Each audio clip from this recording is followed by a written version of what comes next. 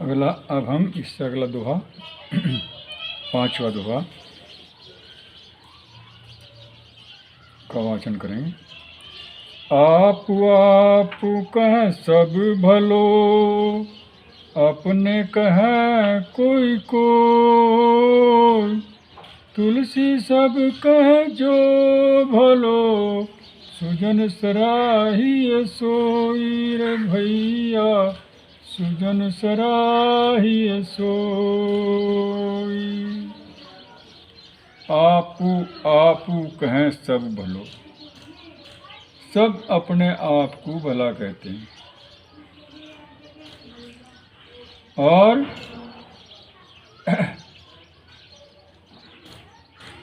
सभी अपनी भलाई करना चाहते हैं। और कोई कोई अपने मित्रों को, जो बंधु बांधव हैं, उनकी भलाई करने वाले होते हैं। लेकिन तुलसीदास जी कहते हैं कि मनुष्य को इतने से ही संतुष्ट नहीं होना चाहिए, जो सिर्फ अपने लिए जीते हैं या सिर्फ अपने रिश्तेदारों के लिए, सगे संबंधियों के लिए जीते हैं, ऐसा नहीं होना चाहिए। और वो ही उनके, या तो अपने आप को ही वो अपने भला अपने आप कह लो, और या वो उनके रिश्तेदार ही उसको भला कह दो। इसके अलावा और दुनिया के लोग उनकी बड़ाई नहीं करते।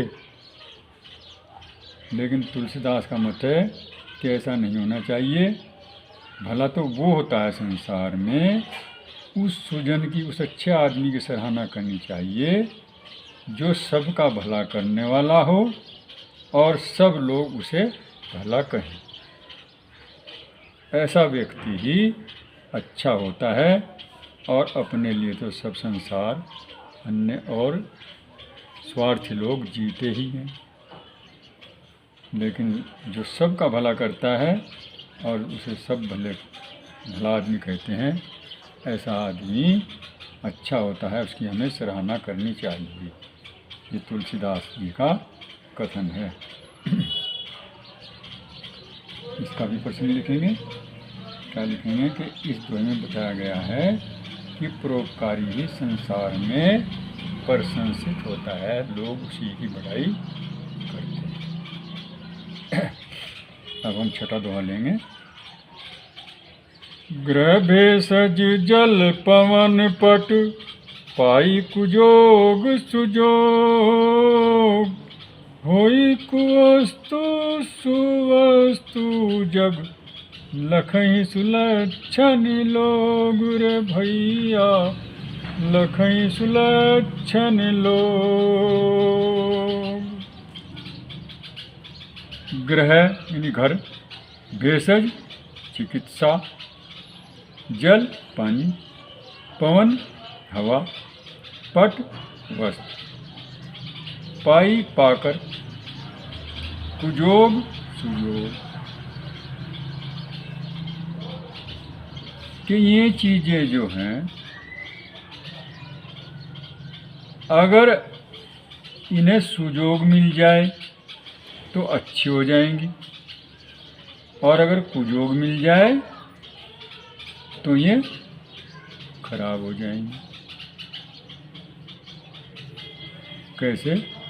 मान लो ग्रह है, घर है, और उसमें कोई अच्छा आदमी रहता है, भला आदमी रहता है, तो वो घर भी, उसकी भी प्रतिष्ठा बढ़ जाती है, उस घर की भी प्रतिष्ठा बढ़ जाती है, और लोग उस घर को भी सम्मान की दृष्टि से देखते हैं। इसी प्रकार भेषज चिकित्सा है। अगर कुछ चिकित्सा कर रहा, बीमार है और अपनी चिकित्सा कर रहा, अगर वो पथ्य कर रहा उसमें, यानी वही चीज़ों का इस्तेमाल कर रहा खाने पीने में जिसकी ज़रूरत है, तो इलाज, वो चिकित्सा अच्छी हो जाएगी। और इलाज कर रहा लेकिन खाता है क्या, अंटसन, तो इलाज भी बेकार हो जाएगा। इसी तरह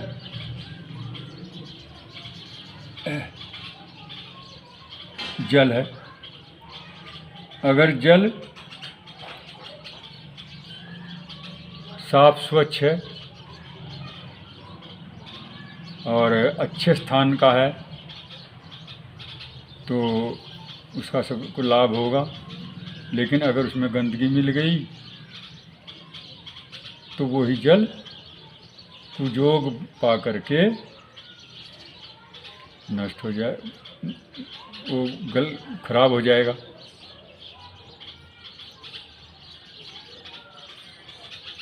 हवा है, अगर हवा कहीं सुगंधी फूलों में को निकल करके गई है, सुगंधित हो रही है, पवन का साथ उसे मिल गया है, खुशबू मिल गई है हवा को, तो वो सुगंधित हो जाएगी।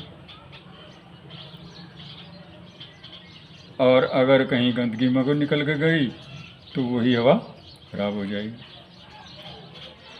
पट वस्त्रों का भी यही सर, अगर कोई अच्छा आदमी ने जो कपड़े पहन रखे हैं, अच्छा आदमी है, उसे सुंदर कपड़े, अच्छे कपड़े मिल गए तो उसकी उससे शोभा बढ़ जाती है। तो ये सब चीज़ें, इसके अलावा और बहुत सी चीज़ें हैं। सभी चीज़ों का ये है कि अगर उनका उपयोग सही रूप से है तो वो चीज़ें लाभदायक हो जाती हैं, और अगर उनका उपयोग दुरुपयोग है तो वही चीज़ें खराब हो जाती हैं, नुकसानदायक हो जाती हैं। तो इसलिए तुलसीदास जी कहते हैं कि कुवस्तु भी सुवस्तु बन जाती है अगर उसको सुयोग मिल जाए, और जो अगर कुयोग मिल जाए तो सुवस्तु भी कुयोग से कुवस्तु बन जाएगी। लखई सुलक्षण लोग, और लोग जो हैं वो इन्हीं लक्षणों के द्वारा उनका पता लगता है, और इस रहस्य को अच्छे लक्षण वाले गुणवान व्यक्ति जान पाते हैं कि कुसंगति पा करके आदमी बिगड़ जाता है, हर सुसंगति पा करके समझ जाता है। इसका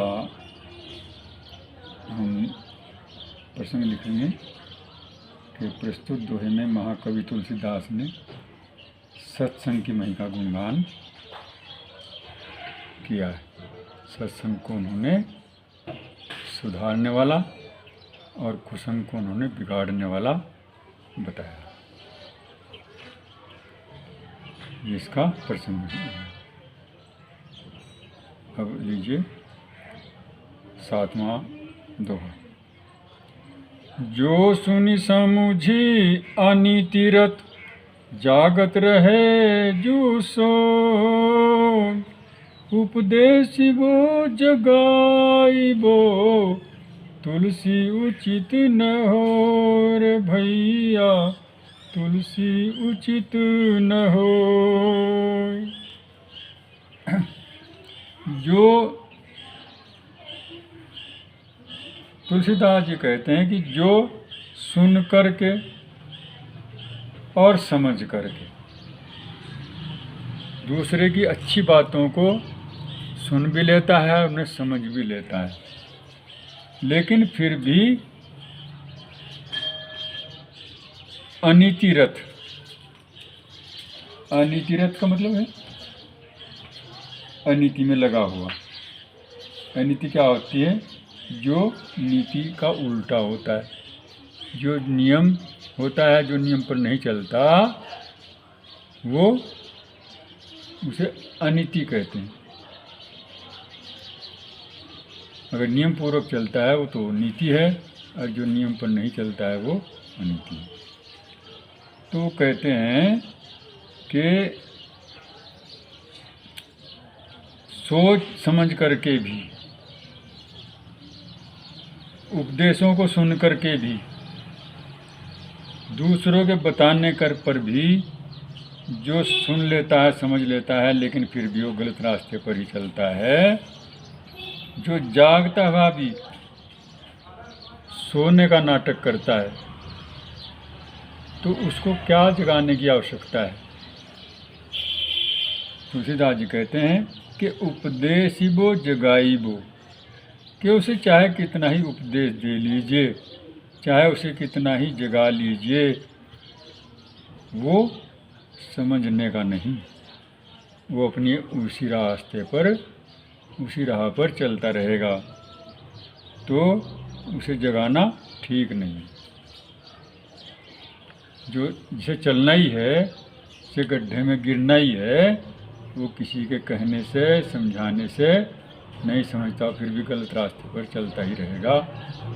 ये तुलसीदास ने इसमें बताया। तो इसमें जो है, इसका हम प्रश्न के पहले में ये स्पष्ट किया गया है कि जानबूझकर कुमार्ग पर लगे हुए व्यक्ति को सन्मार्ग पर लाने की चेष्टा करना बेकार है, क्योंकि वो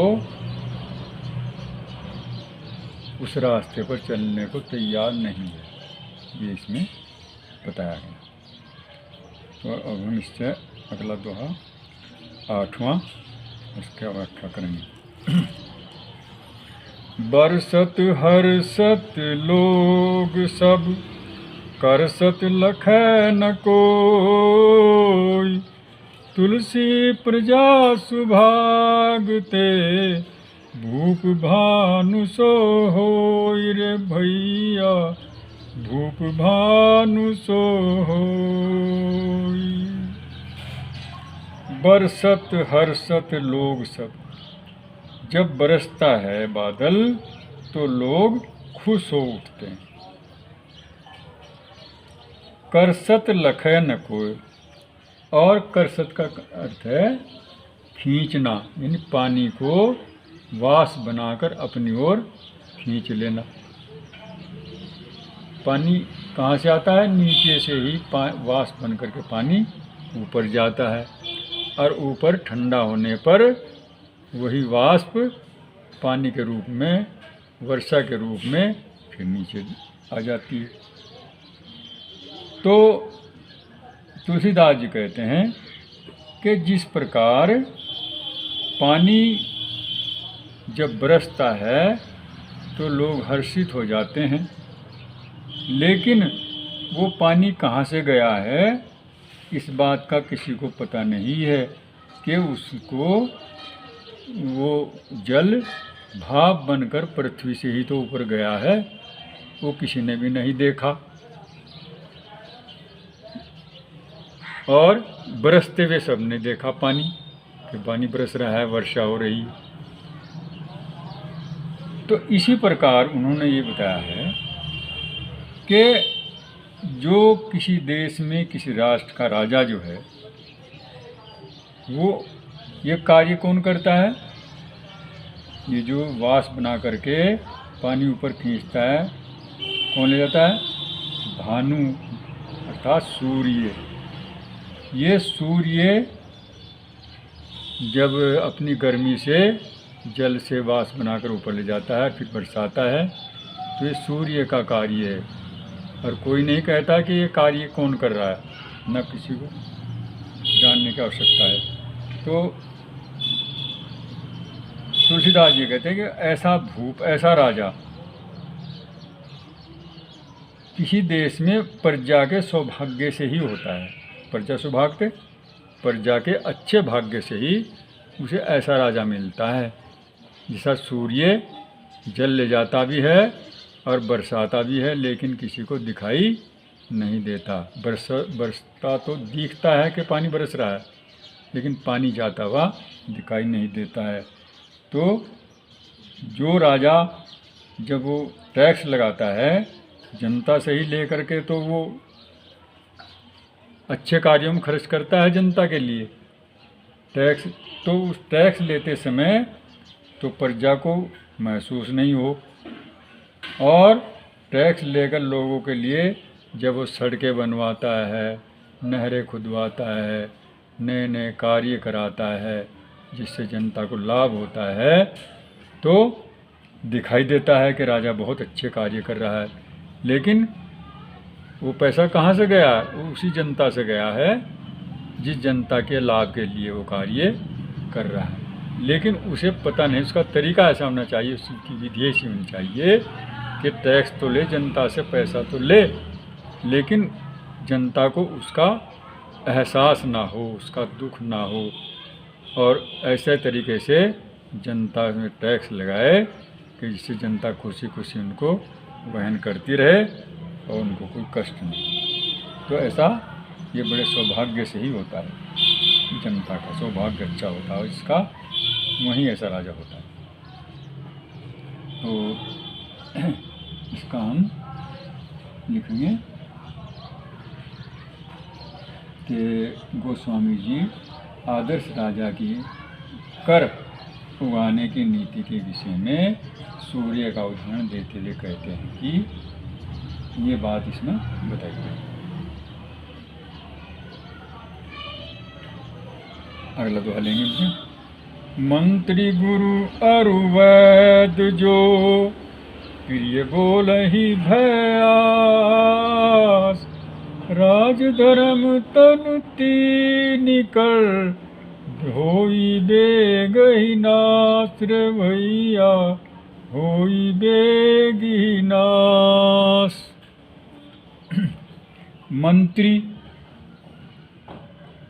जो राजा का मंत्री होता है, गुरु, और गुरु तो जानते ही सब, अरुवैद, और वैद्य जो चिकित्सा करता है, ये तीनों आदमी ऐसे लोग होते हैं कि अगर वो किसी के भय से, प्रिय बोल ही वो किसी के भय से उनके साथ प्रिय बोलते हैं, कटु नहीं बोलते हैं, जैसा वो चाहते हैं उनके हाँ में हाँ मिलाते हैं। तो तुलसीदास जी कहते हैं कि वो अगर ऐसा करना शुरू कर दें तो राज्य का भी और धर्म का भी और शरीर का भी, तीनों का ही बहुत ही जल्दी नाश हो जाता है, बेग ही जल्दी नाश हो जाता है। क्यों? अगर मंत्री राजा को, जैसी राजा उससे सलाह लेता है, तो राजा की बात को न काटते हुए उसकी ही बात का समर्थन करता रहता है हर बात में, वो मंत्री अच्छा नहीं होता।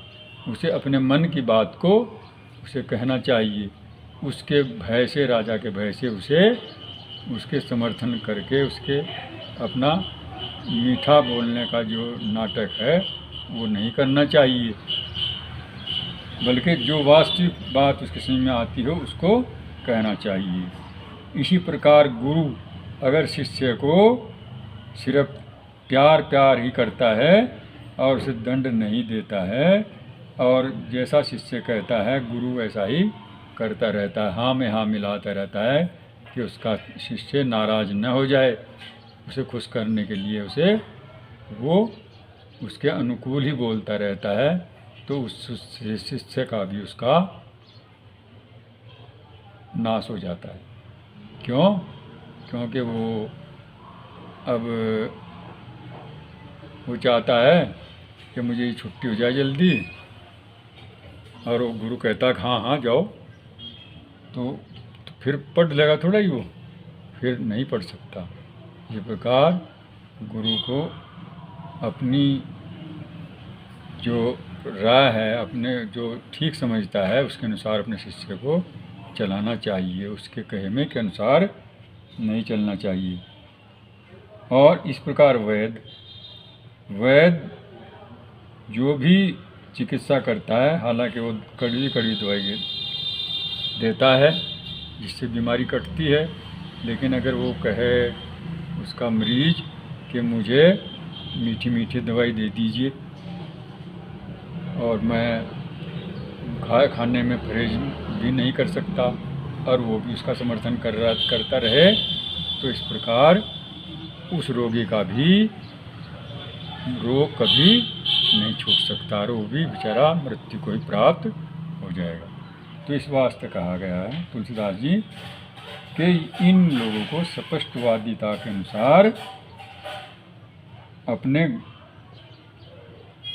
राजा का और अपने धर्म का और शरीर उसको वैद्य को अपने रोगियों के शरीर का ध्यान रख करके भले ही उन्हें कड़वा बोलना पड़े, वो न किसी के डर से प्रिय बोलने का प्रयास नहीं करना चाहिए।